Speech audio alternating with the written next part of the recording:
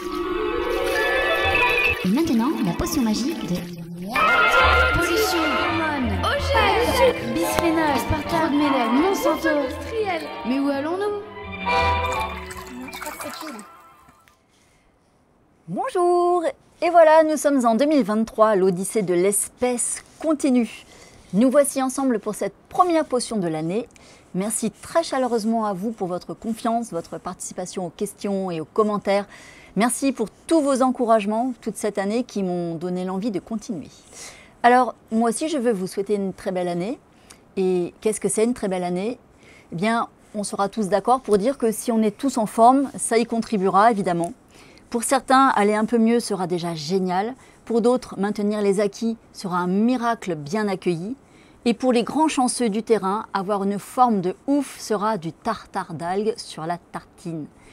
Je vous ai déjà dit que pour améliorer notre santé, il fallait combattre les sources d'acidité. Allez vite revoir la potion 11, sinon vous allez être largué. Et donc, en premier lieu, combattre les sources de stress, car on sait qu'elles acidifient l'organisme encore plus sûrement que la nourriture. Eh bien, je vais vous parler ici d'une source d'acidité qui est rarement mise en cause, bien que je sois plus que convaincue que, en plus de nous rendre malades, elle détruit l'humanité et avec elle tous les équilibres vivants que nous avons contraints à la soumission. Parlons donc en ce début d'année de la compétition. Oui, aujourd'hui j'ai décidé de taper sur l'esprit de compétition, de taper sur cette semence qu'on implante dans nos cerveaux dès le plus jeune âge. Je sais que vous ne serez pas tous et toutes d'accord avec moi. N'hésitez pas à commenter, argumenter, enrichir le sujet. Qui sait, je pourrais changer d'avis. Alors vous allez me dire, un petit peu de compétition, ça ne fait pas de mal, ça nous pousse à chercher nos limites, à nous dépasser. Se dépasser.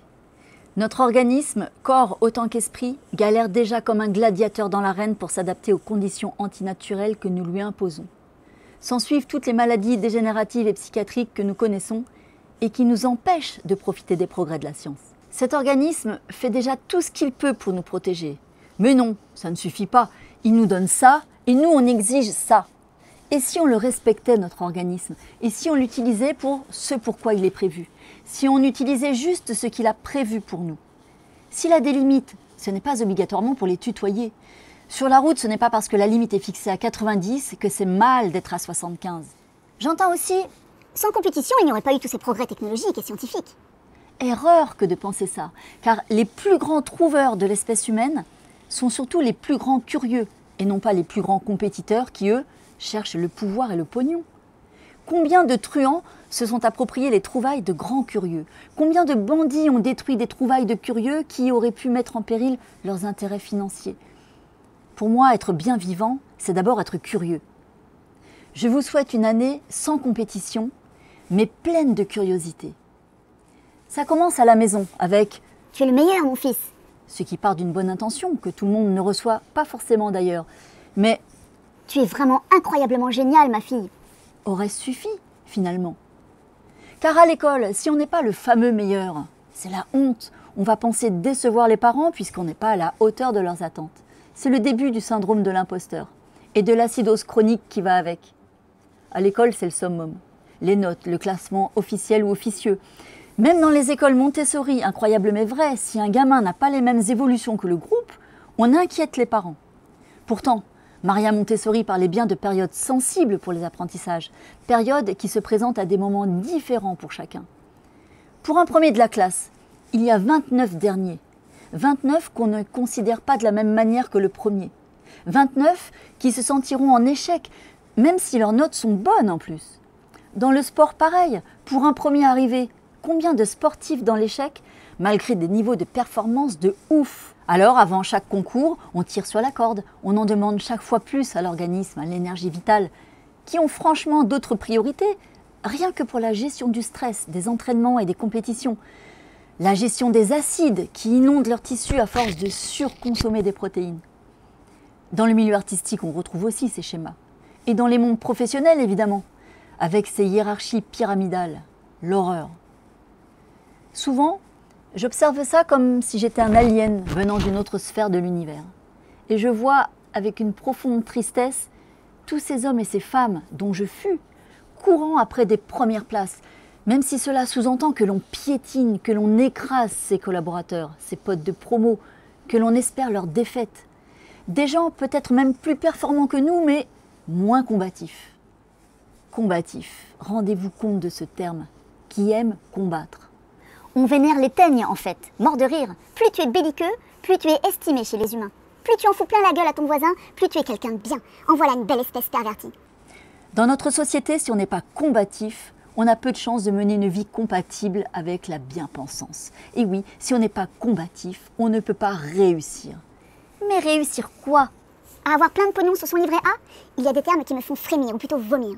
Donc, depuis tout petit, nous sommes soumis à cette norme de la compétitivité. Nous sommes encouragés dans cette voie combative. Nous avons le devoir de tout faire pour être le ou la meilleure. Donc, depuis tout petit, nous alimentons une source de stress majeure et la plus acidifiante, la plus invalidante. Ah ah, comme si la nature cherchait à se débarrasser de cette espèce à l'esprit teigneux. Et ça marche aussi contre la maladie. Arrêtons de combattre la maladie et apportons plus de respect à notre corps et à notre esprit. Je vous souhaite une année sans combat, mais pleine de respect pour vous, pour tout ce qui vous constitue et de respect pour toutes les vies qui vous entourent, sans exception. Alors, bonne nouvelle, dans le règne vivant, il y a une compétence qui est beaucoup mise de côté chez les humains, mais qui existe, c'est l'esprit coopératif. On pourrait très bien transformer nos usages, nos habitudes, nos travers en les baignant de cet esprit. Au lieu d'aller se muscler devant des miroirs en respirant les haleines pleines d'acide carbonique de nos voisins, en payant des sommes folles pour ça, en y passant du temps et des efforts, au bout desquels il n'y a rien de produit concrètement, juste le bien-être du défoulement et la satisfaction de bouger son corps. Si au lieu de tout ça, on participait régulièrement à des projets collectifs. Par exemple, participer à la construction d'une maison en haut d'une montagne. C'est gratuit, pas d'abonnement à payer. On travaille les muscles et le cardio dans un environnement clean. Je peux vous l'affirmer, quand j'ai construit ma maison en paille, j'avais une forme physique incroyable.